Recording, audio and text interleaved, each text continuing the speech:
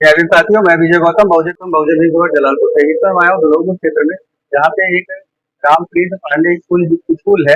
यहाँ पे बहुजन समाज पार्टी के जिला अध्यक्ष आए हुए हैं। आइए इनसे जानकारी करते हैं कि 26 जनवरी मनाते क्यों है। सर, 26 जनवरी मनाते क्यों है? 26 जनवरी के दिन, आज 26 जनवरी 1950 का 50 को हमारे देश का जो संविधान है, पूर्ण रूप से जो हमारे देश के बाबा साहब अम्बेडकर जो इस संविधान समिति के अध्यक्ष थे, उन्होंने इसको पूर्ण रूप से बनाने का काम किया। और पूर्ण रूप से बनाने के बाद उस समय जो देश के हमारे प्रधानमंत्री थे पंडित जवाहरलाल नेहरू जी के हाथों में समर्पित किए। और उसी संविधान से आज पूरा देश चल रहा है। और इस संविधान को इस तरीके से बनाया गया कि संविधान में चाहे जितने गरीब लोग हो चाहे बड़े लोग हो, सबके आर्थिक सहयोग और विकास नीति की बात उस संविधान में कही गई। इस संविधान में तो मैं जो समझ पाया हूँ, ये जादू का पिटारा है। इसमें हर दुख का जड़ है, और जो जड़ है उसको निवारण भी इस संविधान में।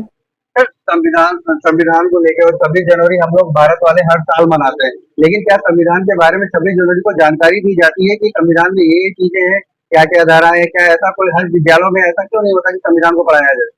नहीं, ये तो होना चाहिए। पर जो बच्चों का, क्योंकि ज्यादातर विद्यालय में कार्यक्रम तो हो रहा है, पर ये सही है कि संविधान के बारे में जो हमको बताना चाहिए था वो हम लोग पूर्ण रूप से नहीं बताते। पर हाँ, ये है कि पूरे देश के लोग संविधान के बारे में जानते हैं, सर्व समाज के लोग संविधान का सम्मान करते हैं, और बाबा साहब द्वारा निर्मित संविधान का सभी सम्मान करते हैं। और उसी संविधान के बल पे आज पूरा देश इतने अच्छे तरीके से चल रहा है, जिसमें सभी जात धर्म के लोगों के साथ एक साथ हम लोग भाईचारा बनाते हुए चलने का काम कर रहे हैं। सर, मेरा एक अहम क्वेश्चन, मंदिर के नाम पे हो या गिरजाघर किसी के मामले में हो या चंदे के मामले में हो, लोग वहाँ पे ज्यादा इन्वेस्ट करते हैं, लेकिन शिक्षा को लेके कोई भी सरकार ऐसा नहीं होती जो शिक्षा को फ्री करने के लिए तैयार हो। ये तो बहुत ही दुर्भाग्य की बात है। ऐसा नहीं है कोई सरकार नहीं थी, पर मैं अपनी सरकार बहुजन समाज पार्टी की सरकार बताता हूँ। आदरणीय बहन जी जब भी सरकार में आई, शिक्षा पे ही पहला काम किए हैं। उसमें चाहे छोटे स्तर की शिक्षा हो या हाई प्रोफाइल डिग्रियां हो, सभी शिक्षा आदरणीय बहन जी ने स्कॉलरशिप के माध्यम से फ्री करने का काम किए कि गरीब का बच्चा भी हाई प्रोफाइल डिग्री ले ले, और पैसे वाले भी हाई प्रोफाइल डिग्री ले, उसमें समानता बने। इसलिए शिक्षा पे जितना ज्यादा काम बहुजन समाज पार्टी ने किया, किसी और पार्टी ने नहीं किया। गणतंत्र दिवस के दिन देशवासियों को कुछ संदेश देना चाहेंगे आप संविधान को लेकर? मैं गणतंत्र दिवस के उपलक्ष्य में अपने सम्मानित देशवासियों को बधाई देता हूं। और मैं चाहता हूं, देश संविधान से चलता है, और संविधान को ही सम्मान देना चाहिए। अन्यथा जो संविधान में समता समानता की बात है, आपसी भाईचारा की बात है, संविधान में मेन मोटो है समता समानता।